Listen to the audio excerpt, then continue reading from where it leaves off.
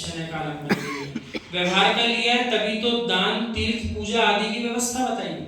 और निश्चय का आलम्बन लिया है, इसलिए आत्म तीर्थ स्वयं को मानने की प्रेरणा भी दी। आप ही आत्म तीर्थ हो, आप ही आत्म तीर्थ हो, अपने तीर्थ की रक्षा करो। फिर कह रहे हैं तत्वज्ञानी तो हो, रत्नात्रयधारी हो। सच्चा ज्ञान किसको होता है? श्रावक अवस्था में सच्चा ज्ञान प्राप्त करना बहुत दुर्लभ कार्य है। सच्चा ज्ञान प्राप्त करना हो तो 2 रत्नों से काम नहीं चलेगा। तीनों रत्न जिसके पास हो उसी को संपूर्ण ज्ञान हो सकता है। ऐसा है कि नहीं?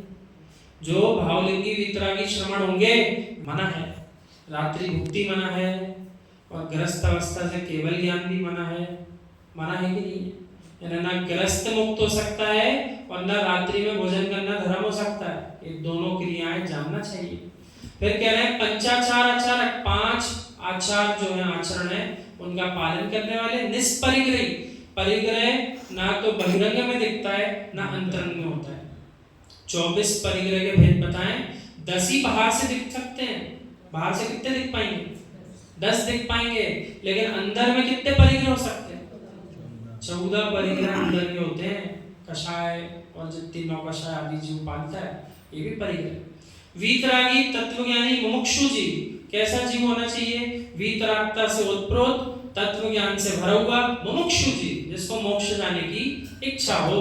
ऐसे ही जगत में शिष्यों के अज्ञान को दूर करने वाले भव्य तीर्थों का प्रवर्तन कर सकते हैं। उन्हीं के माध्यम से तीर्थों की रचनाएं हुई हैं, जिनके आज अपन दर्शन करते हैं। अब यहाँ पर आचार्य भगवान कह रहे हैं, जिनेंद्र भगवान के शासन में अनेकानेक श्रुत धारक आचार्य हुए, जिन्होंने अपनी तीक्ष्ण प्रज्ञा के द्वारा मिथ्या मार्ग का विच्छेद किया।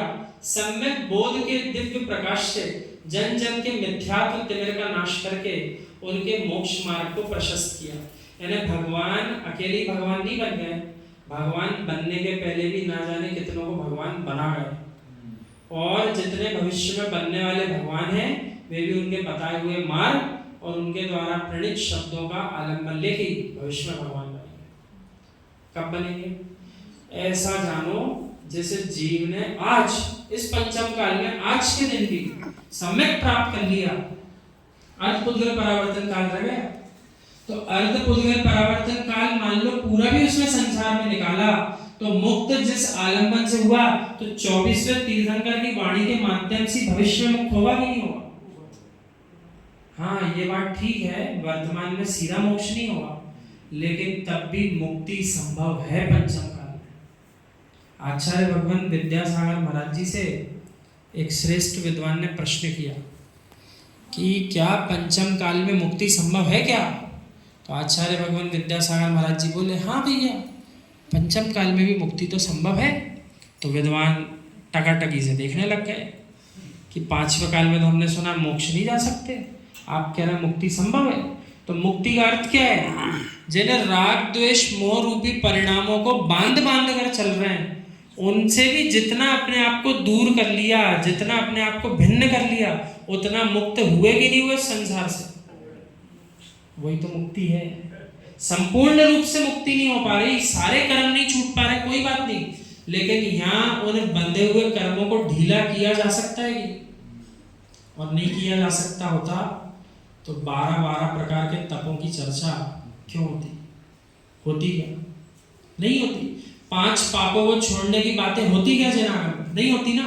सीधा लिख दिया जाता 5वां काल है, अभी कुछ नहीं हो सकता, भगवान के 1 मिनट आके दर्शन कर लो, बाकी अपना काम करो। लेकिन ऐसी व्यवस्था नहीं है। अभी भी कहा है, जितने भवों के कर्म बांध कर आए हैं, उनमें से अधिकांश कर्मों की निर्जरा करने के लिए भी ये काल अभी सुयोग्य है। मुक्त कराने के लिए सहायक बनेगा कि नहीं? पंचम काल बनेगा। और नहीं बनता तो इस नए भवन में इतने सारे लोग आके बैठ क्यों गए? यदि आप सब अभी मुक्त नहीं हो रहे हो तो इतने सारे जीव आकर के इस भवन में कैसे बैठे? और आज तो देखो, सबसे पहला तो प्रसन्नता का विषय कि जहाँ अपन वहाँ बैठ करके कम जीव बैठ पाते थे, आज हम यहाँ से देख पा रहे हैं। आप बाद में देखना एक दूसरे को, अभी तो हम ही देखो, हम यहाँ से लेकिन सबको देख पा रहे हैं। वहाँ जितने से जीव बैठ पाते थे, आज अपन देखो कितने सारे एक साथ बैठ के ये हॉल बन गया। तो हॉल जो निमित्त बना, और पहले ही वर्ष में अपन को चतुर्मास मिल गया, सवेरे से रात्रि तक जनवाणी की गंगा बह रही है। कितना सफल कार्य हुआ। सुबह से 6 बजे से आप जाओ, 5:30 बजे भी चले जाओ, पुरुष वर्ग को तो सुबह भी एंट्री मिल जाएगी 5:30, और दिन होने के बाद स्त्रियों को भी मिल सकती है। तो 6 बजे से लेकर के रात्रि के 9 बजे तक श्रुत की धारा बह रही है अब इस जैन नगर में। ऐसा 4 महीने का सुयोग काल आया है।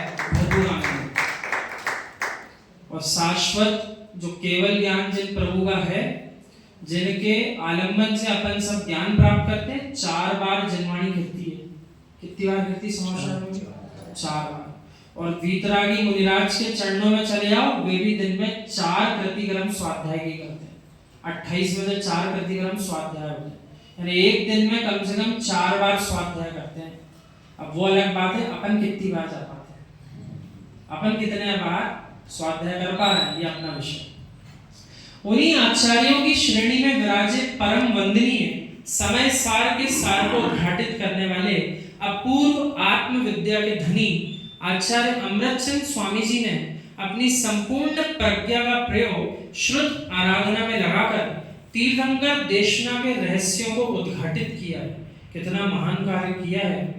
जिस समय सार जी का उनने चिंतन मनन किया, उन्हीं समय सार जी की रचना भी कर दी। उन्होंने तो समझ लिया था, चाहते तो अकेले मोक्ष चले जाते, लेकिन वे अकेले चले जाते तो अभी वर्तमान काल में अपने लिए मार्ग अवरुद्ध हो जाता।